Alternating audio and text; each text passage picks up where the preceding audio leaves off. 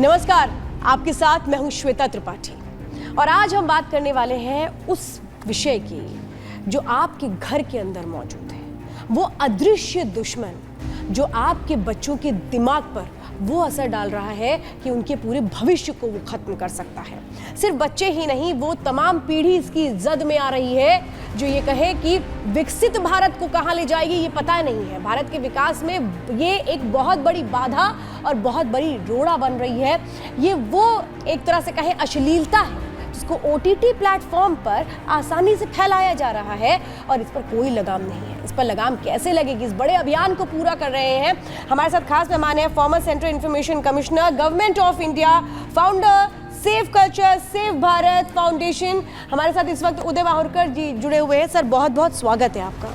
मैं सर यही जानना चाहती हूँ कि OTT प्लेटफॉर्म जिसको कहा जाता है कि आप वहाँ जो चाहे देख लें, जो चाहे आप समझ लें, लेकिन क्या इसका फ़ायदा उठाया जा रहा है? जिस तरीके की पोर्नोग्राफी वहाँ पर दी जा रही है, कोई डर नहीं है कि हम कुछ भी दिखाएंगे, कुछ भी चलेगा। देखिए, इन लोगों ने सब हदें पार कर दी है।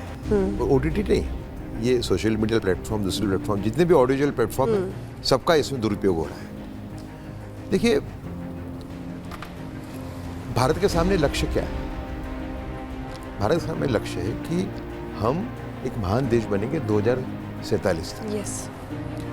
कोई के मन में शंका नहीं है कि हम 2037 तक ही एक महासत्ता होंगे, आर्थिक महासत्ता होंगे, सैनिकी महासत्ता होंगे, वैज्ञानिक महासत्ता होंगे, पर क्या हम सांस्कृतिक रूप से कंगाल देश होंगे? ये प्रश्न में बहुत जरूरी बात है। तो ये पूरा मुद्दा उठता है OTT और सोशल मीडिया से। देखिए, फिल्में कैसी आती है? ससुर बहू का व्यभिचार, शिक्षक विद्यार्थी का व्यभिचार, भाभी और देवर का व्यभिचार, तो ये अश्लीलता रोज परोसी जा रही है, खुलेआम परोसी जा रही है, बेझिझक परोसी जा रही है। और मैं मानता हूं कि देश की परिस्थिति बहुत गंभीर है अभी, क्योंकि बच्चे जो हैं आजकल टैबलेट यूज कर रहे हैं। वही तो, वो तो कुछ भी देखेंगे। माँ बाप के फोन यूज कर रहे हैं, क्योंकि आजकल एक फोन और एक टैबलेट, ये तो एजुकेशन का माध्यम है। स्कूल ही एक, क्या स्कूल में आप ये परोस सकते हो? अभी हरियाणा सरकार ने एक सर्वे किया तो पाया कि जो टैबलेट दी है बच्चों को, ज़्यादातर वो लोग पोर्नोग्राफी को एक्सेस करने के लिए यूज़ कर रहे हैं। और दूसरा कि जो उसके अंदर फिल्टर्स लगाए गए थे वो भी तोड़ दिए उन्होंने। उसमें रिपोर्ट में ये कहा गया है कि 20 लोगों का उन्होंने चेक किया टैबलेट, उसमें इस टाइप का ज़्यादातर में यही निकला। Very dangerous. तो परिस्थिति गंभीर है।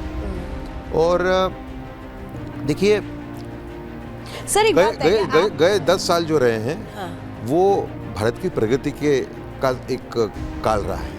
नहीं, एक बात मुझे बताइए, आप कह रहे हैं परिस्थिति गंभीर है, एक्चुअली में सिचुएशन बहुत इस वक्त इस मामले को लेकर के टेंस है, डेंजरस है, लेकिन आप इस चीज़ को मानते हैं कि भारत ने वो ओपन मार्केट दिया उन लोगों को, OTT प्लेटफॉर्म्स को, तमाम लोगों को, जिनके लिए बहुत आसान जरिया हो गया कि भारत में आओ और कुछ भी दिखा दो, यहाँ का जो दर्शक है वो देख लेता है, इस तरह की चीज़ों को। तो आपको ऐसा लगता है हम इस ओर एक सख्त कदम उठाने में हमने देरी की है?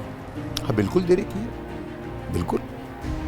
सवाल ही बात नहीं होता। जो सेल्फ रेगुलेशन का जो पूरा सिस्टम है OTT के अंदर, वो तो फेल हो गया है। जो टिकटॉक को हमने बैन किया, उस टाइम पे जो करीबन 50 से ज़्यादा हमने, लगभग 250 ऐप से जो हमने बैन किए, उस टाइप का इसमें अभिगम चाहिए, उस टाइप का एक डिटर्मिनेशन चाहिए। आप समझे? तो मैं आपसे हरियाणा की बात कर रहा था, 20 लोगों का देखा गया तो 20 लोगों के अंदर ये निकला ही है। तो परिस्थिति एकदम गंभीर है। देखिए, राम की प्रतिष्ठा हमने कर दी अयोध्या में, बहुत बड़ा काम किया 500 साल के बाद, पर हमें अब उससे भी एक बहुत बड़ा कठिन काम करना है, राम के मर्यादा की प्रतिष्ठा करना। बहुत अच्छी बात बोली, सच में। हमारा मैंने एक लेटर भी लिखा, इस बात को अब 3-4 महीने हो गए।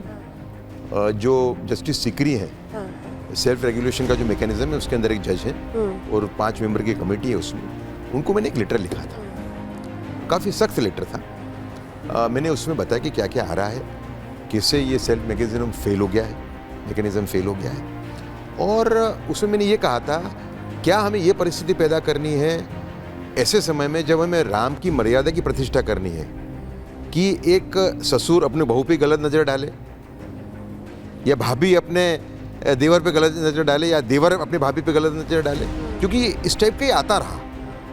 तो जो साइकोलॉजी समझते हैं वो समझ सकते क्या परिस्थिति होगी हमारी। तो एक तरीके की बीमारी ये फैल रही है, हमें इसको बीमारी के रूप में देखना पड़ेगा। आप कैसे इसको रोकने की और कोशिश करें, क्योंकि आपने बहुत बार आवाज़ उठाई है और आप अपनी प्रेस कॉन्फ्रेंस पे भी इस बात को करते रहे हैं, लेकिन इसको आप रोकेंगे कैसे, क्योंकि ये ऐसा फैला है कि इसको रोकना मतलब क्या किया जाए इसको? देखिए, इसके पहले मैं कहा हूँ परिस्थिति, गंभीर परिस्थिति को और भी मुझे डिस्क्राइब करना पड़ेगा। देखिए, जो बलात्कार के केस हो रहे हैं, मैं मानता हूँ कि 70-80% केसों में कंटेंट का मेन रोल है।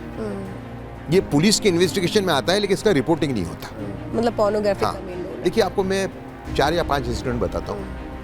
अभी 3 इंसिडेंट ऐसे हुए जहाँ भाई ने अपने बहन को ही रेप कर लिया, समझे ना। दो ऐसे हुए, एक में बहन को मार दिया रेप करके और दूसरे के अंदर उसको प्रेग्नेंट कर दिया। तीसरे केस में 8 साल की जो बहन थी उसने विरोध किया तो उसको भी मार दिया। ये कई रिपोर्ट्स हैं इसमें, समझा। दूसरा कई ऐसी रिपोर्ट्स हैं। हाँ, इसमें मतलब समझो ना, गोंडा में एक केस ऐसा आया, एक 10 साल का लड़का, एक 8 साल का लड़का, 8 साल का, हाँ, गैंग रेप का, गोंडा के 5 साल अंदर की लड़की इन्होंने अपनी 8 साल की लड़की पे रेप किया इन्होंने, ठीक है। फिर एक स्कूल का प्रिंसिपल है राजस्थान में, उसने अपने 6 विद्यार्थिनियों पे रेप किया 1 साल के दौरान, और सब के अंदर जो रिपोर्ट में जो निकला, पुलिस ये निकला कि उन्होंने फ़ोन पे देखा। और सब में बड़ा इसका, देखिए, हमने 8 स्टडीज़ इकट्ठा की हैं टोटल। उसमें इंटरनेशनल स्टडीज़ भी हैं, क्रेडिबल स्टडीज़ है, पीयर रिव्यू वाली स्टडीज़ है कुछ, तो समझे ना। उसमें एक टेड बंडी का इंटरव्यू है। टेड बंडी जो है वो अमेरिका का सबसे बड़ा रेपिस्ट किलर हो गया है ना। इसको 1989 में फ्लोरिडा जेल में इसको मौत की सज़ा हुई थी, और मौत की सज़ा के 1 दिन पहले इसने इंटरव्यू दिया था, और इंटरव्यू में इसने कहा था कि मैं जब जेल में आया तो दूसरे रेपिस्ट भी थे जेल के अंदर, सबसे मैंने बात की, और लास्ट में इंटरव्यू में इसने ये कहा कि मैं अच्छे घर में मैं पैदा हुआ, पला बड़ा, समझे ना आप, लेकिन ये लत मुझे लग गई, पोर्नोग्राफी से लगी। उसने कहा कि मैंने जो मेरे दूसरे जो यहाँ पे कैदी थे, जो रेप के चार्ज पे जो थे, उनको पूछा तो सबने यही कहा कि without exception pornography is the main instigator of the rapist. अब इसमें नया जो जुड़ गया है वो है इंसेस्ट बेस्ड, ससुर, जैसे उल्लू ऐप है ना, इस टाइप में भरोसा करता है पड़ोसन। लेकिन कैसे रोका जाए सर, ये तो मतलब एक बहुत सीरियस इशू है। देखिए, ऐसा है, तो आपको लगता है गवर्नमेंट को इस पे तुरंत एक्शन अभी ले लेना चाहिए? क्यों हम इतना हम देर क्यों कर रहे हैं? बिल्कुल लेना ही पड़ेगा, ये तो सरकार से आप पूछिए। देखिए, ये राष्ट्रवादी सरकार है, मुझे आता है कि ये एक्शन जरूर लेगी। इसने बड़े बड़े काम किए हैं, समझो आप। 370 हटाना छोटा काम नहीं था, राम मंदिर द्वार खोलना छोटा काम नहीं था, गरीबी की लड़ाई लड़ना सक्सेसफुली, वो गरीबी खत्म नहीं हो गई है, लेकिन गरीबी को काफ़ी हद तक दूर किया है इस सरकार ने अपनी पॉलिसीज के द्वारा। तो इस सरकार से मुझे आशा है, लेकिन तो मैं चाहता हूँ, मैं कर्रा कदम चाहता हूँ इसके अंदर। आप अपने लेवल पर क्या कर रहे हैं रुके सर? देखिए, एक तो हमने अभी जो डिजिटल बिल आ रहा है उसमें ये कहा है कि इसको ऐड किया जाए, ये बात मिसिंग है उसमें, डिजिटल बिल में हर टाइप की चीजें ये नहीं है। ये तो बहुत बड़ा इंपॉर्टेंट फैक्टर है। तो डिजिटल बिल में इसका इंक्लूड होना चाहिए कि जो भी विभत्स परोसेगा, नग्नता परोसेगा, उस पर बैन लगेगा, ये होना चाहिए डिजिटल बिल में। पर बाकी हमने जो 3 जो हमने सुझाव दिए हैं सरकार को और हम दे रहे हैं, वो है, एक तो हमने बात की है जो बहुत कठोर कदम, लेकिन मैं मानता हूं कि देखिए, देश को महान देश बनना है, अगर सर बिना हमें विश्व गुरु बनना है, लेकिन हमारा विश्व गुरु न बनना ये मानव जाति का नुकसान है। अभी आप देखें कि G20 भारत में हुआ, एक अलग टाइप का G20 था। माननीय प्रधानमंत्री जी ने इसमें अफ्रीकन यूनियन को इंक्लूड किया। अफ्रीका की कंट्रीज को, जो डेवलप्ड कंट्रीज हैं, वो एक एक्सप्लोटेटिव टूल के रूप में ही देखते हैं। हमने एक मानवता का उसको एक पूरा एक चेहरा दिया, समझे ना। तो भारत का विश्वगुरु न बनना वो एक दुनिया का नुकसान है, और अगर यही चलता रहा तो हम विश्वगुरु कभी नहीं बन पाएंगे। और तो हमने जो कठोर कदम बताए हैं उसमें ही बताया है, हमने ये कहा है कि एक लॉ ऑफ एथिक्स कोड का गठन हो। ये निवेदन मैंने अर्जुन राम जी मेघवाल जो हैं कायदा मंत्री, उनको भी दिया था इलेक्शन के पहले। इसमें हम कह रहे हैं कि लॉ ऑफ एथिक्स कोड बने, जो अपने प्रीएम्बल में ये कहे कि जो नुकसान विदेशी आक्रमणकारों ने नहीं किया भारत के चरित्र और संस्कृति को, उससे भी ज्यादा नुकसान आप लोग कर रहे हो इस टाइप का परोस के। ठीक है। और हमने ये कहा है कि इसको एक देश विरोधी प्रवृत्ति के रूप में देखा जाए, रेप को बढ़ावा देने की प्रवृत्ति के रूप में देखा जाए। देखिए, देश विरोधी प्रवृत्ति की हम बात करें तो अमेरिका के अंदर ड्रग स्मगलिंग, ड्रग पेडलिंग, ये देश विरोधी प्रवृत्ति है। करीब करीब 50-50 साल की सजा होती है। तो हमने कहा है कि इसको एक देश विरोधी प्रवृत्ति के रूप में देखा जाए और एक रेप को बढ़ावा देने की प्रवृत्ति के रूप में देखा जाए। मैं सॉरी आपको रोक रही हूँ, मुझे एक बात बताइए, आपको ऐसा भी लगता है कि जिस तरह से भारत आगे बढ़ रहा है, ये भारत के खिलाफ एक हिडन ये कहूँ कॉन्स्पिरेसी है? हाँ, उसमें लोग जुड़ गए हैं। कॉन्स्पिरेसी तो है कि ओटीटी पे ऐसी चीजें लेकर के आओ। आप देखिए ना, चाइना जो है उसका टिकटॉक बाहर जो होता है वो नग्नता परोसता है, और चाइना के अंदर वो टिकटॉक एजुकेशन परोसता है, समझो आप। तो कॉन्स्पिरेसी तो है कहीं ना कहीं, इसमें कोई शंका नहीं है, समझे ना। लेकिन इसमें हमारे लोग भी जुड़ गए सस्ती कमाई के लिए। ये इंपॉर्टेंट है, सस्ती। हाँ, तो इसके 3 जो हमने जो बताए हैं उपाय, एक अपने कहा कि लॉ ऑफ एथिक्स का गठन मैंने बताया, जो इसको देश विरोधी और रेप को बढ़ावा देने की प्रवृत्ति के रूप में इसको देखे, है ना। और तय करे मर्यादा हर एक ऑडियोविजुअल फिल्म में, सीन की, थीम की, कपड़ों की और भाषा की, और उसका उल्लंघन producer, director, actor, actress, story writer, photographer, broadcaster और डिस्ट्रीब्यूटर करता है तो उस पर रेप को बढ़ावा देने का चार्ज लगेगा, उस पर देश विरोधी प्रवृत्ति करने का चार्ज लगेगा। 4 महीने में ट्रायल होगी। हमारा एक प्रॉब्लम होता है कि ट्रायल हमारे लंबी चलती है। इसमें 4 महीने की ट्रायल, 4 महीने ट्रायल होगी। आप स्पेशल कोर्ट बिठा सकते हो, ठीक है। 4 महीने ट्रायल होगी।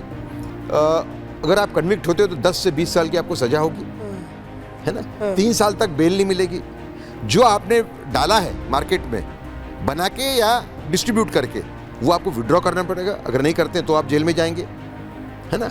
और आखिरी बर्डन ऑफ प्रूफ जो 498A के अंदर आरोपी पे होता है, ऐसा आरोपी पे होगा। जी, देखिए ये बहुत इंपॉर्टेंट फैक्टर है, और जैसा उदय सर बता भी रहे हैं, ऐसे में ये ज़रूरी है कि आप जब इंटरनेट का यूज़ कर रहे हैं और अपने बच्चों को इंटरनेट दिखा रहे हैं, तो आप ये समझिए कि आप उनके दिमाग में कहीं ऐसी चीज़ तो नहीं डाल रहे हैं इनडायरेक्टली जो उसके फ्यूचर को इम्पैक्ट कर रही है। क्योंकि सर बड़ी इंपॉर्टेंट बात बता रहे हैं, समय की बड़ी पाबंदी है। तो सर आपने बहुत सारे इंपॉर्टेंट फैक्टर्स बताए, और 2 चीज़ और बताना चाहूँगा मैं। जी बता दीजिए। दूसरा हमने कहा है कि एक नेशनल कंटेंट कंट्रोल अथॉरिटी बने विद जुडिशियल और क्वासी जुडिशियल पावर्स। ये इस लॉ के अंडर भी हो सकती है, अलहदा भी हो सकती है। इसका एक ही काम होगा, कैसे सेक्सुअली परवर्टेड कंटेंट को रोकना। और तीसरा हमने कहा जो इमीडिएटली हो सकता है, IT एक्ट में अमेंडमेंट हो और इस टाइप का मटेरियल एक ग्रुप में डाल दिया जाए, उस ग्रुप की जो एक्सेसिबिलिटी है वो आधार कार्ड और फिंगरप्रिंट से लिंक कर दी जाए, ताकि जो देख रहा है छुप के उसको मालूम पड़े कि उसको कोई ऑब्जर्व किया जा रहा है। यस, मॉनिटरिंग बहुत ज़रूरी है, और सर बड़े इंपॉर्टेंट पॉइंट्स बता रहे हैं। तो ऐसे में बहुत ज़रूरी है, मुझे तो ऐसा लगता है हर इंसान को इस वक्त खड़े हो जाना चाहिए इसके खिलाफ। तो अभी क्रांति की ज़रूरत है। देखिए, अभी एक मेरा इन्होंने अर्नब गोस्वामी मैंने एक शो किया इसी मुद्दे पे, मैं उनका शुक्रगुजार हूँ। और उन्हें 4 लोगों को लाइन पे लिया, कॉमन सिटीजन्स को, कॉल पे, फोन पे, चारों ने हमको सपोर्ट किया और बड़ा मजबूती से सपोर्ट किया। उन्होंने कहा कि हमको डर लग रहा है क्या होगा हमारे बच्चे, क्या होगा। और हमारा देश तो जाना ही जाता है संस्कृति के लिए। हम अपनी उस संस्कृति को मिटने नहीं देंगे, उस संस्कृति से हम खुद को दूर होने नहीं देंगे। और सर आप तो मतलब जो काम कर रहे हैं, मैं कहूँ कि हर किसी को इसमें योगदान और आपका साथ देना चाहिए। समय की पाबंदी है, लेकिन आप हमारे साथ जुड़े इसके लिए सर बहुत बहुत धन्यवाद। तो मैं यही कहूँगी कि जो बातें यहाँ पर सर ने कही है ये आपको भी समझनी चाहिए, क्योंकि आपका सवाल, आपके बच्चों का सवाल और सबसे बड़ा देश का सवाल है। तो देश की खातिर इसे समझिए कि पोर्नोग्राफी कैसे आपकी दिमाग पर हावी हो रही है और आपकी जिंदगी को बर्बाद कर रही है। देश को बचाना है तो फिर सबको मिलकर कदम उठाना पड़ेगा। बहुत बहुत धन्यवाद जुड़ने के लिए।